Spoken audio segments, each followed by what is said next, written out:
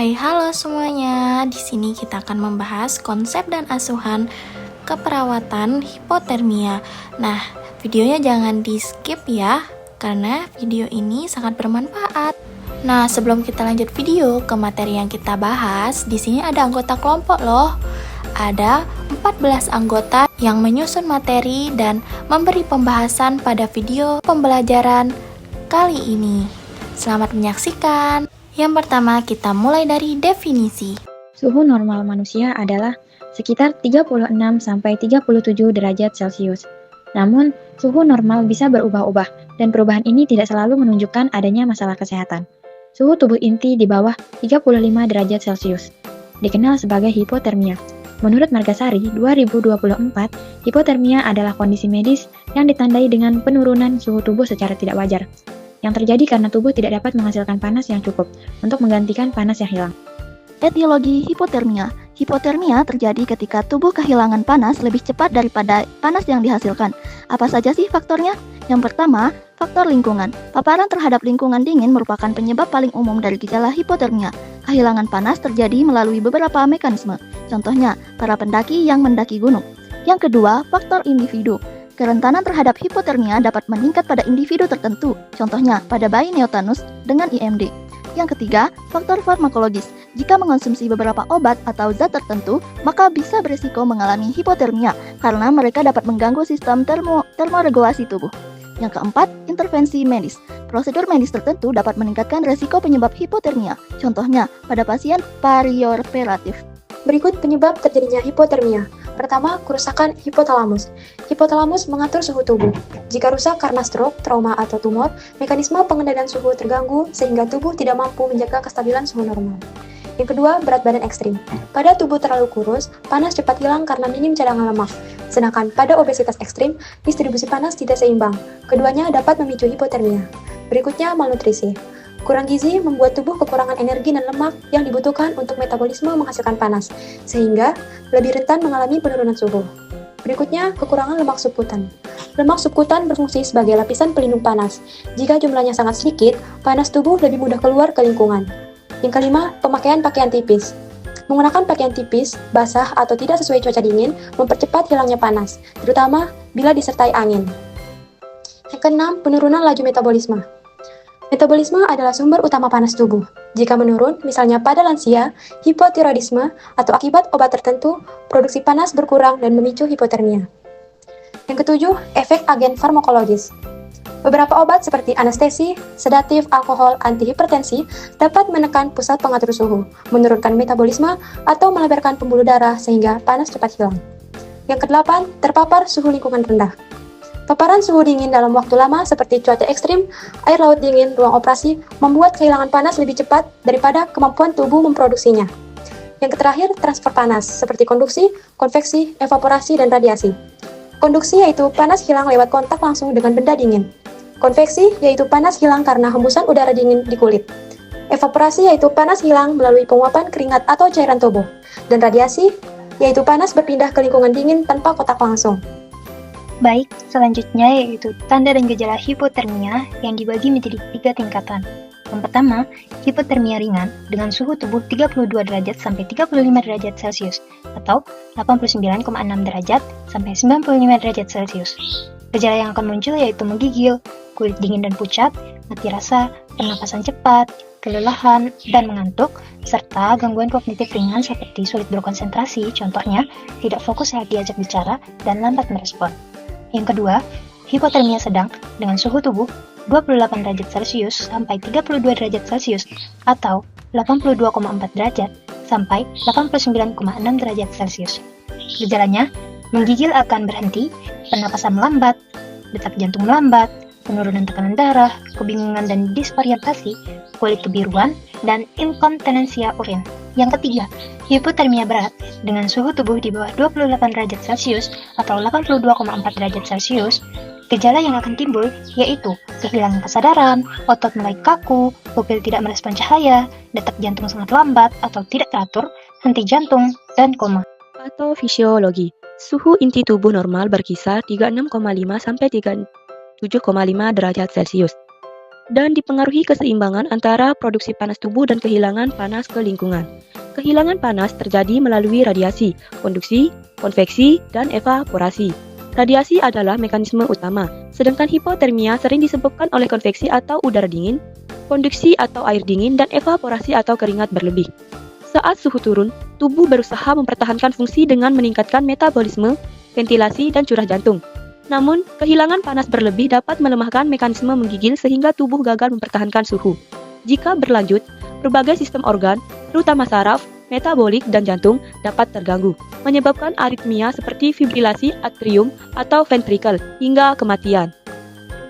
Selanjutnya pathway. Nah, di pathway ini ada faktor etiologi. Misalnya itu paparan udara dingin, lingkungan lembab, pakaian basah, sirkulasi udara yang buruk, atau penyakit tertentu. Faktor inilah yang menjadi penyebab awal terjadinya perubahan suhu tubuh. Berhubungan dengan perubahan suhu, faktor penyebab mengakibatkan tubuh kehilangan kemampuan mempertahankan suhu normal. Hal ini menimbulkan penurunan suhu eksternal maupun internal.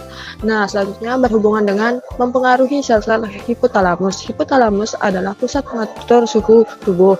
Ketika suhu berubah, sel di hipotalamus menerima sinyal bahwa tubuh dalam kondisi dingin atau panas, lalu mengaktifkan mekanisme kompensasinya. Selanjutnya berhubungan dengan mempengaruhi kerja serat-serat kolinergik. Hipotalamus akan mengirim sinyal ke sistem saraf otonom atau melalui serabut saraf kolinergik. Serabut ini mengatur aktivitas kelenjar keringat atau pembuluh darah kulit. Selanjutnya ada berhubungan dengan vasodilatasi pembuluh darah. Saat mekanisme pengaturan terganggu, misalnya gangguan melakukan vasokonstriksi, pembuluh darah kulit malah menyebar atau vasodilatasi. Akibatnya, panas tubuh lebih mudah keluar melalui permukaan kulit. Berhubungan dengan panas tubuh hilang, dengan adanya vasodilatasi, terjadi perpindahan panas dari dalam tubuh ke lingkungan. Apalagi bila suhu lingkungan sangat rendah, kehilangan panas akan jauh lebih cepat. Selanjutnya, berhubungan dengan suhu tubuh menurun. Kehilangan panas lebih besar daripada produksi panas. Inti tubuh menjadi dingin, suhu tubuh inti turun di bawah normal.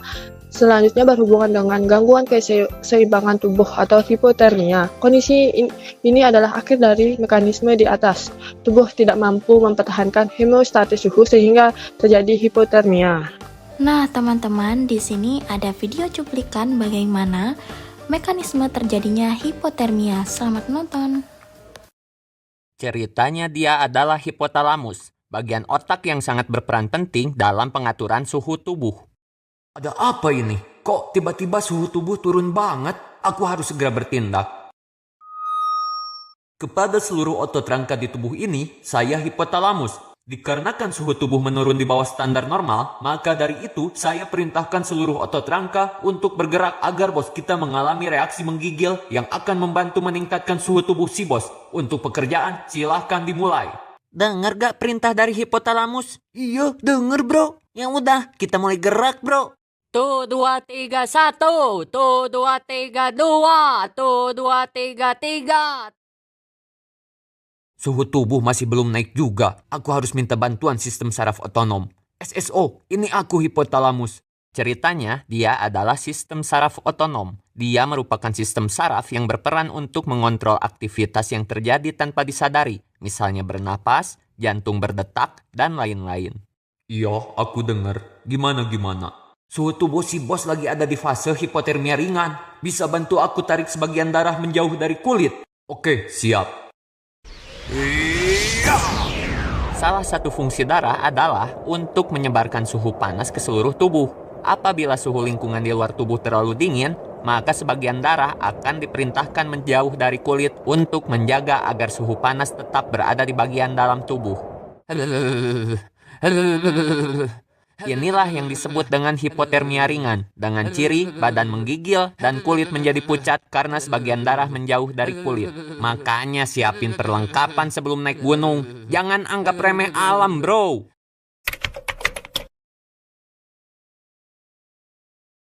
Kondisi makin gawat, suhu tubuh terus turun. Aku harus koordinasi sama jenderal. Jenderal otak. Ya, gimana hipotalamus? Jenderal, kondisi makin gawat, suhu tubuh terus ngedrop. Iya, aku juga udah mulai ngerasain efeknya. Kita harus memilih 2 organ vital yang akan diprioritaskan energinya, Jenderal, untuk meminimalisir kegagalan fungsi organ. Aku paham. Kalau gitu, aku putusin aku dan jantung yang bakal diprioritaskan energinya. Gimana menurut kamu? Setuju, Jenderal. Oke, biar aku kasih tahu mereka. Kepada seluruh organ, kita sedang mengalami keadaan darurat yang akan mengancam hidup kita. Nah, videonya sudah selesai. Kita lanjutkan ke materi selanjutnya. Hipotermia memiliki beberapa komplikasi, dan yang paling parah adalah sampai menyebabkan kematian. Yang pertama, gangguan pernapasan. Hipotermia akan menyebabkan penderitanya bernapas lebih cepat, sehingga terjadi ketidakseimbangan antara oksigen dan karbon dioksida di dalam tubuh penderitanya. Kedua, gangguan sistem saraf. Hipotermia dapat menyebabkan gangguan pada sistem saraf, contohnya seperti amnesia atau lupa ingatan, penurunan kesadaran, hingga koma. Ketiga, masalah jantung. Penurunan suhu dapat menyebabkan asupan oksigen ke dalam jaringan tubuh berkurang. Kekurangan oksigen itu akan menyebabkan otot jantung mengalami iskemia dan menjadi rusak. Selain itu, hipotermia dapat mengakibatkan gangguan irama jantung atau yang disebut aritmia, sehingga henti jantung. Keempat, penurunan tekanan darah. Hal ini disebabkan karena jantung tidak mampu memompa darah dengan optimal, sehingga tekanan darah menjadi turun. Hal itu menyebabkan organ tubuh lainnya tidak mendapatkan aliran darah, oksigen, serta nutrisi. Yang terakhir adalah menyebabkan kematian. Suhu tubuh yang begitu rendah, terutama pada hipotermia berat, akan menyebabkan organ-organ tubuh berhenti bekerja sehingga berujung pada kematian. Penata laksanaan pertolongan pertama pada hipotermia. Pertama, pindahkan ke tempat hangat. Pindahkan korban dari lingkungan dingin ke tempat yang kering dan hangat. Kedua, lepaskan pakaian basah. Lepaskan pakaian yang basah untuk mencegah hilangnya panas tubuh lebih lanjut. Ketiga, ganti dengan pakaian kering. Segera ganti pakaian basah dengan pakaian kering dan hangat. Keempat, gunakan selimut. Tutupi seluruh tubuh korban dengan selimut atau mantel tebal untuk menjaga kehangatan. Kelima, berikan minuman dan makanan hangat. Jika korban sadar dan bisa menelan, berikan minuman hangat yang manis dan makanan berenergi tinggi. Jangan berikan minuman beralkohol atau berkafein. Ini untuk mencegah kehilangan panas lebih banyak dan terjadinya dehidrasi. Keenam, jangan gunakan air panas, bantal pemanas, atau lampu pemanas untuk menghangatkan korban. Panas yang ekstrim secara tiba-tiba dapat merusak kulit, dan panas tersebut juga dapat memicu detak jantung tidak teratur yang menyebabkan jantung berhenti berdetak. Yaitu di mana seperti menggunakan kompres hangat. Letakkan kompres hangat dan kering di area leher, dada, atau lipatan seperti selangkangan dan ketiak. Hindari area lengan dan kaki untuk mencegah darah dingin kembali ke organ vital, yaitu memaksa darah dingin kembali ke jantung, paru, dan otak, sehingga menyebabkan suhu inti tubuh turun. Hal ini dapat berakibat fatal, seperti kehilangan kesadaran atau hingga kematian. Asuhan keperawatan. Pengkajian dan fokus. Yang pertama, identitas pasien, meliputi nama lengkap, usia, nomor register, jenis kelamin, serta alamat pasien. Identitas ini berfungsi untuk memastikan data pasien tercatat secara akurat. Yang kedua, keluhan utama, merupakan alasan utama pasien datang ke fasilitas kesehatan, biasanya berupa gejala yang paling dirasakan dan mengganggu aktivitas sehari-hari. Selanjutnya, aktivitas dan istirahat. Pada aspek ini dikaji adanya gejala seperti kelemahan fisik dan rasa lelah yang dapat mempengaruhi pola istirahat maupun kemampuan pasien dalam melakukan aktivitas. Selanjutnya, sirkulasi. Gejala yang perlu diperhatikan meliputi palpitasi, nyeri dada, serta nyeri dada yang muncul ketika pasien melakukan aktivitas atau bekerja. Selanjutnya, kebiasaan. Fokus pada perubahan pola atau kebiasaan pasien, misalnya adanya perubahan tekanan darah yang signifikan. Selanjutnya, integritas ego. Ditandai dengan adanya gejala atau seperti tanda alopecia, lesi akibat cacat atau perbedahan, serta respons psikologis berupa penyangkalan, menarik diri dari lingkungan, hingga munculnya rasa marah. Selanjutnya, eliminasi gejala, yaitu perubahan pada pola defekasi misalnya, darah pada feses, nyeri pada defekasi. Perubahan eliminasi urinarius, misalnya nyeri atau ras terbakar pada saat berkemih. Hematuria, sering berkemih. Tandanya, perubahan pada bising usus dan distensi abdomen. Selanjutnya, H. Makanan atau cairan. Gejalanya ada kebiasaan diet buruk seperti diet rendah serat, diet tinggi lemak, dan aditif bahan pengawet. Anoreksisa, mual atau muntah, yaitu intoleransi makanan, perubahan pada berat badan seperti penurunan berat badan hebat dan berkurangnya massa otot. Selanjutnya I. Tanda, yaitu perubahan pada kelembaban atau tugor kulit, edema, faktor neurosensori, gejalanya ada pusing dan sinkop. Selanjutnya J. Nyeri atau kenyamanan, gejalanya ada tidak ada nyeri atau derajat bervariasi, misalnya ketidaknyamanan ringan sampai berat. K. Pernafasan, gejalanya ada merokok, seperti tembakau, marijuana, hidup dengan seseorang yang merokok. Selanjutnya I, kenyamanan. Gejalanya ada pemajanan bahan kimia toksik, karsinogen pemajanan matahari lama atau berlebihan, tandanya ada demam, ruam kulit, dan ulcerasi. Selanjutnya M, seksualitas. Gejalanya ada masalah seksualitas, misalnya dampak pada hubungan perubahan pada tingkat kepuasan. Selanjutnya N, pemeriksaan penunjang, seperti pemeriksaan diagnostik dan laboratorium. Dan yang terakhir, O, penata laksanaan pengobatan yang digunakan. 2. Diagnosa keperawatan. Diagnosa keperawatan adalah penilaian klinis mengenai respon individu, keluarga, atau masyarakat terhadap masalah kesehatan aktual atau potensial yang menjadi dasar untuk merencanakan intervensi keperawatan. Di sini, kita mengambil diagnosa hipotermia berhubungan dengan terpapar suhu lingkungan rendah, di mana diagnosa berhubungan dengan penyebab yang dibuktikan dengan data subjektif dan data objektif dari hasil pengkajian berdasarkan buku SDKI. Yang ketiga ada intervensi keperawatan dengan diagnosa hipotermia dan nomor diagnosa 0131. Dengan definisi, suhu tubuh berada di bawah rentang normal tubuh. Dan penyebab 1. Kerusakan hipotalamus, 2. Konsumsi alkohol, 3. Berat badan ekstrim, 4. Kekurangan lemak subkutan, 5. Terpapar suhu lingkungan rendah, 6. Malnutrisi, 7. Pemakaian pakaian tipis, 8. Penurunan laju metabolisme, 9. Tidak beraktivitas, 10. Transfer panas, MIS, konduksi, konveksi, evaporasi, atau radiasi. Kemudian 11 trauma, 12 proses penuaan, 13 efek agen farmakologis, 14 kurang terpapar informasi tentang pencegahan hipotermia. Kemudian ada gejala dan tanda mayor dengan subjektif tidak tersedia, objektif 1 kulit terasa dingin, 2 menggigil, 3 suhu tubuh di bawah nilai normal. Kemudian ada gejala dan tanda minor, subjektif tidak tersedia, objektif 1 akrosianosis, 2 brakikardi, 3 dasar kuku sianotik, 4 hipoglikemia, 5 hipoksia, 6 pengisian kapiler lebih dari 3 detik, kemudian 7 konsumsi oksigen meningkat, 8 ventilasi menurun, 9 piloereksi, 10 takikardi, 11 vasokonstruksi perifer, dan 12 kutis memorata yang biasa terjadi pada neonatus. Adapun tujuan dan kriteria hasil, setelah dilakukan asuhan keperawatan selama 3 kali 24 jam, diharapkan termoregulasi pada tubuh membaik dengan kriteria hasil, 1. Menggigil menurun, 2. Suhu tubuh membaik, 3. Suhu kulit membaik, dan 4. Tekanan darah membaik. Intervensi manajemen hipotermia. Observasi. Pertama, monitor suhu tubuh dengan rasional untuk mengetahui suhu tubuh pasien. Yang kedua, identifikasi penyebab hipotermia. Misalnya, terpapar suhu lingkungan yang rendah, pakaian yang tipis, kerusakan hipotalamus, penurunan laju metabolisme, dan kekurangan lemak subkutan. Dengan rasional untuk mengidentifikasi penyebab hipotermia. Misalnya, terpapar suhu lingkungan yang rendah, pakaian yang tipis, kerusakan hipotalamus, penurunan laju metabolisme, dan kekurangan lemak subkutan. Yang ketiga, monitor tanda dan gejala akibat hipotermia. Misalnya, hipotermia ringan ada takipnea, disartria, menggigil, hipertensi, dan diuresis. Pada hipotermia sedang ada aritmia, hipotensi, apatis, koagulopati, dan refleks menurun. Pada hipotermia berat ada oliguria, refleks menghilang, edema paru, dan asam basa yang abnormal dengan rasional untuk mengetahui tanda dan gejala akibat hipotermia. Terapeutik. Sediakan lingkungan yang hangat, misalnya mengatur suhu ruangan atau inkubator dengan rasional untuk menyediakan lingkungan yang hangat, misalnya mengatur suhu ruangan dan inkubator bagi pasien.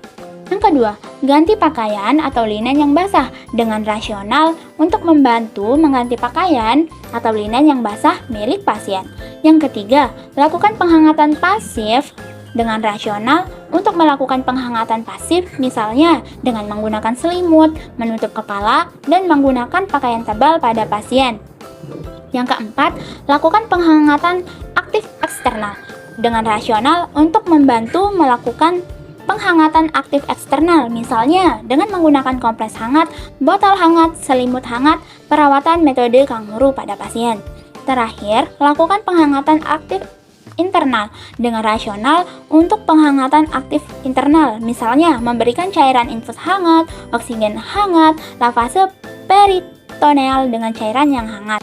Di edukasi, ajarkan makan dan minum hangat dengan rasional untuk menganjurkan makan dan minum hangat agar cepat membaik.